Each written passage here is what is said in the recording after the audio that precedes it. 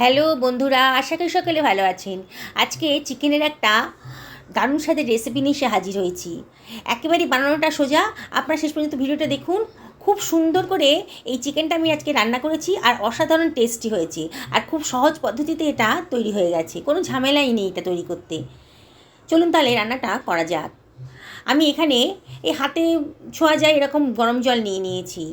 এর ভেতর দিয়ে দিচ্ছি 1 চামচ মতো লবণ, আর দিয়ে দিচ্ছি একটা লেবুর অর্ধেকের রস। দিয়ে আমি লেবুর রসটা আর লবণটাকে জলের সাথে ভালো করে মিশিয়ে নিচ্ছি। এখানে আমি চিকেন নিয়ে নিয়েছি। চিকেনটা এই 1200 মতো হবে। চিকেনটা আমি জলের ভেতর দিয়ে দিলাম, দিয়ে এটাকে ভিজিয়ে রাখবো। মিনিট 5 এটাকে ভিজিয়ে রাখবো। এটা লেবুর একটা সুঘ্রাণ গন্ধ বেরোবে, আর চিকেনের যে গন্ধটা থাকে, আষ্টে গন্ধটা, সেটা চলে যাবে। সরিয়ে রাখছি। আমি 5খানা মাঝারি সাইজের পেঁয়াজ নিয়ে নিয়েছি। পেঁয়াজের খোসাগুলো আমি কেটে বাদ দিয়ে দিচ্ছি। আজকে যে পদ্ধতিতে চিকেনটা রান্না করব তাতে পেঁয়াজের পরিমাণটা একটু বেশি লাগবে, সেই জন্য আমি 5খানা পেঁয়াজ নিয়ে নিলাম। পেঁয়াজের খোসাগুলো কেটে বাদ দিয়ে দিচ্ছি।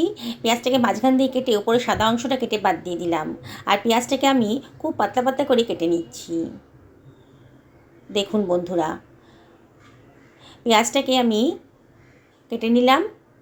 বন্ধুরা, রেসিপিটা যদি ভালো লাগে তাহলে লাইক, শেয়ার, কমেন্ট করতে কিন্তু ভুলবেন না।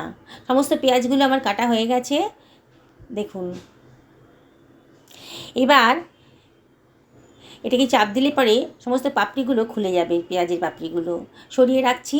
3খানা মাঝারি সাইজের টমেটো নিয়ে নিয়েছি। টমেটোটাকে আমি আগে থেকে ধুয়ে পরিষ্কার করে নিয়েছি। টমেটোটাকেও মাঝখান থেকে কেটে নিচ্ছি। বন্ধুরা, রেসিপিটা বানানো কিন্তু একেবারেই সোজা, আর এটা খেতে যে এত দুর্দান্ত স্বাদের হয় না। আপনারা যখন এই রেসিপিটা একদিন বানাবেন তখন কিন্তু আপনাদের অন্য সব রেসিপি ফেল হয়ে যাবে। তখন মনে হবে এরম করে বানিয়েই খাই। আমার মিনিট 5 হয়ে গেছে, মাংসটা জলে ভেজানো ছিল। এবার আমি এটাকে ভালো করে কষলে কষলে ধুয়ে নিচ্ছি। 2-3 বার জল চেঞ্জ করে নিয়েছি। নিয়ে এবার জল থেকে ঝরিয়ে নিয়ে একটা কড়াইয়ের ভেতর রেখে দিচ্ছি।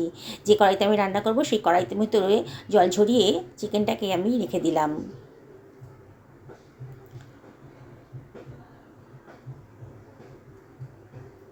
সমস্ত চিকেনটা রাখা হয়ে গেছে। এর ভেতর দিয়ে দিচ্ছি 2 চামচ মতো টক দই, আর দিয়ে দিচ্ছি 1 চামচ মতো লবণ, আর দেব 1 টেবিল চামচ হলুদের গুঁড়ো, 1 টেবিল চামচ ধনের গুঁড়ো, 1 টেবিল চামচ জিরের গুঁড়ো দিয়ে দিলাম, আর দিয়ে দিচ্ছি 1 টেবিল চামচ মতো লঙ্কার গুঁড়ো। মাংসটা ঝাল ঝাল খেতে ভালো লাগে, তবে অবশ্যই আপনারা ঝালটা নিজেদের পছন্দ মতো দেবেন। যে পেঁয়াজটা কেটে রেখেছিলাম তার অর্ধেকটা আমি দিয়ে দিচ্ছি, আর অর্ধেকটা সরিয়ে রাখছি। পরে বলছি কেন সরিয়ে রাখলাম। এবার এর ভেতরে আমি দিয়ে দিচ্ছি 2 টেবিল চামচ মতো সর্ষের তেল। আজকে সর্ষের তেলেই রান্নাটা করব। এবার আমি সব কিছু খুব ভালো করে মাখিয়ে নিচ্ছি। খুব ভালো করে মিশিয়ে নিতে হবে। যত ভালো করে মাখাবেন ততই কিন্তু চিকেনের গায়ে মশলাটা ভালো করে ঢুকে যাবে, চিকেনের ভেতরে আর কি, আর টেস্টি হবে রান্নাটা। তাই একটু ধৈর্য সহকারে এটাকে মিনিট খানেক ধরে ভালো করে ঘষে ঘষে মশলার সাথে চিকেনগুলোকে মাখিয়ে নেবেন।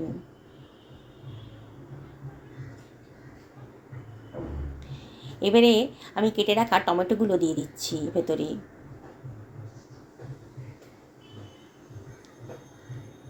আর দিয়ে দিচ্ছি কতগুলো কাঁচা লঙ্কা।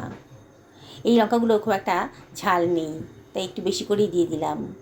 একটা ফ্রাই প্যান গরম করতে দিয়ে দিয়েছি, তার ভিতরে দিয়ে দিলাম 1 চামচ মতো গোটা জিরে, কিছুটা দারচিনির টুকরো, কতগুলো ছোটো এলাচ, আর দিয়ে দিচ্ছি কতগুলো লবঙ্গ, আর দিয়ে দিলাম স্টার অ্যানিস, আর কতগুলো গোলমরিচের দানা দিয়ে দিলাম, কিছুটা কাজু দানাও দিয়ে দিলাম। দিয়ে এটাকে হালকাভাবে রোস্ট করে নেব। গ্যাসের ফ্লেমটা মিডিয়াম টু লোতে রেখেছি, আর অনবরত কিন্তু নাড়তে হবে। খুব সুন্দর একটা গন্ধ বেরোতে শুরু করেছে যখন, তখন গ্যাসের ফ্লেমটা অফ করে এটাকে ঠান্ডা করে গ্রাইন্ড করে নিয়েছি। দেখুন সুন্দরভাবে গ্রাইন্ড হয়ে গেছে আমার। সরিয়ে রাখলাম এটাকে। ওই ফ্রাই প্যানের ভেতরে আমি দিয়ে দিচ্ছি 3 টেবিল চামচ মতো সর্ষের তেল, সামান্য একটুখানি লবণ দিয়ে দিলাম, তাহলে সর্ষের তেলে কাঁচা গন্ধটা আর থাকবে না। এবার কেটে রাখা বাকি যে পেঁয়াজের টুকরোগুলো ছিল, পেঁয়াজ কুচিটা, সেটা দিয়ে দিচ্ছি। এবারে এর ভিতরে আমি 1 চিমটা হলুদের গুঁড়ো আর 1 চিমটা লঙ্কার গুঁড়ো দিয়ে দিচ্ছি, জাস্ট কালারের জন্যে, সুন্দর একটা কালার আসবে। আর হাফ টেবিল চামচ মতো চিনি দিয়ে দিলাম, দিয়ে চিনিটাকে একটুখানি তেলের সঙ্গে ভেজে নিচ্ছি, তাহলে সুন্দর একটা কালার আসবে। দেখুন, আগে চিনিটা একটুখানি ভেজে নিচ্ছি। চিনি যদি আপনাদের অপছন্দ হয় তাহলে এটাকে অ্যাভয়েড করবেন, কিন্তু দিলে পরে রান্নার টেস্টটাও বাড়ে আর সুন্দর একটা কালারও আসবে। তারপরে সব কিছু ভালো করে মিশিয়ে পেঁয়াজটাকে আমি ভাজা ভাজা মতো করে নেবো। গ্যাসের ফ্লেমটা কিন্তু হাইতেই রেখেছি আর অনবরত কিন্তু নাড়তে হবে। দেখুন, আস্তে আস্তে পেঁয়াজের কালারটা কিন্তু চেঞ্জ হয়ে যাচ্ছে।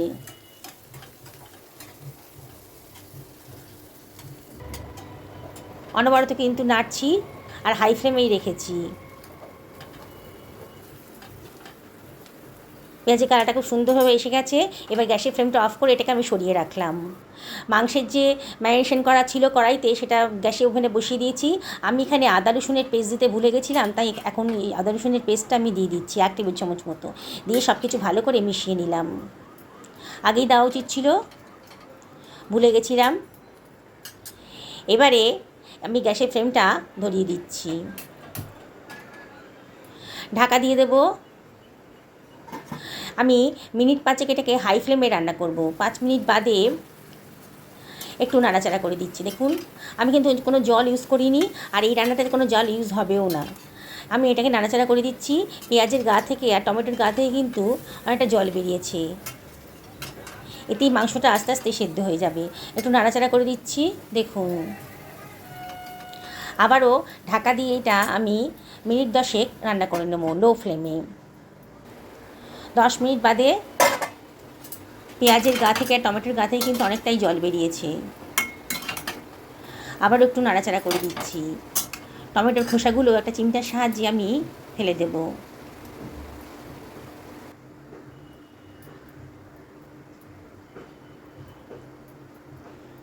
সমস্ত টমেটোর খোসাগুলো আমি এইভাবেই ফেলে দিলাম,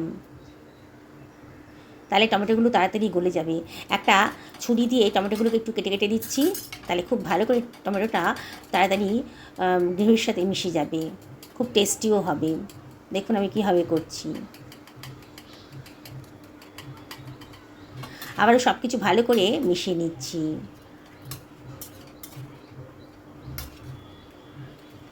দেখেই মনে হচ্ছে মাংসটা কিন্তু আরেকটু সেদ্ধ হবে। আবার আমি ঢাকা দিয়ে মিনিট 5 রান্না করে নেব লো ফ্লেমে। 5 মিনিট বাদে দেখুন কতটা জল বেরিয়েছে মাংসের গা থেকে। আবারও সব কিছু ভালো করে মিশিয়ে নিচ্ছি। মাংসটা কিন্তু অনেকটাই নরম হয়ে গেছে, দেখেই মনে হচ্ছে। আবার একটু নাড়াচাড়া করে দিচ্ছি। এবারে এটি চেক করে দেখতে হবে মাংসটা কতটা সেদ্ধ হয়েছে। একটা টুকরো নিয়ে নিলাম হাতার উপরে, দিয়ে একটা কাঁচ চামচ দিয়ে একটুখানি কেটে দেখছি। দেখেই মনে হচ্ছে মাংসটা কিন্তু 80% সেদ্ধ হয়ে গেছে। দেখুন, 80% মাংস কিন্তু সেদ্ধ হয়ে গেছে।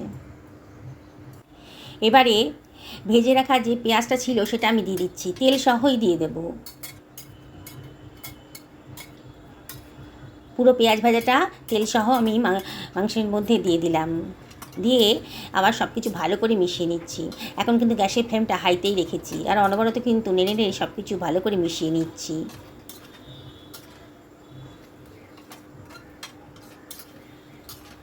আরও মিনিট 3 থেকে 5 মতন এটাকে ভালো করে হাই ফ্লেমে কষিয়ে নেব।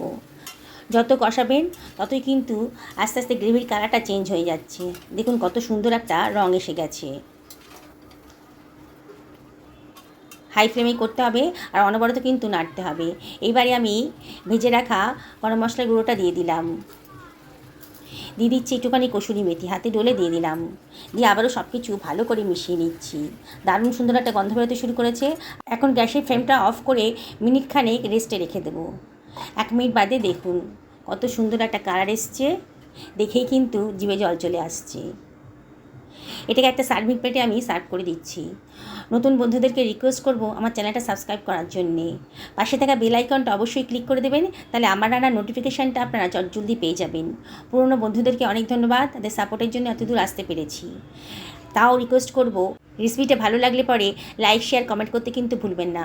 আপনাদের সুন্দর সুন্দর কমেন্ট আর লাইক পেলে পরে আমার ভিডিও করার উৎসাহটা কিন্তু অনেক বেড়ে যায়। দেখুন কত সুন্দর দেখতে লাগছে, কি দেখেই খেতে ইচ্ছে করছে তো, একেবারে একঘেয়েমি নেই। চিকেন তো নানানভাবে খেয়েছেন আপনারা, আমি রিকোয়েস্ট করব আজকে আমার প্রসেস দিয়ে বানিয়ে খান। দেখুন আমি একটা চিকেনের পিস ছিঁড়ে দেখাচ্ছি, একেবারে নরম তুলতুল করছে, কোনো ঝামেলাই নেই রান্নাটাতে। অবশ্যই একদিন বাড়িতে বানিয়ে ফেলুন। এটা ভাত, রুটি, লুচি, পরোটা, পোলাও সবার সাথেই ভালো লাগবে, তবে আজকে আমি কিন্তু এটা রুটির সাথেই খাবো। দারুণ সুন্দর দেখতে লাগছে, আর লোভ সংবরণ করা যাচ্ছে না। আমি তো খেতে বসে গেলাম, আর আপনারা অবশ্যই একদিন এইভাবে বানিয়ে খান। সকালে ভালো থাকুন এই কামনা করে ভিডিওটা শেষ করলাম। নমস্কার।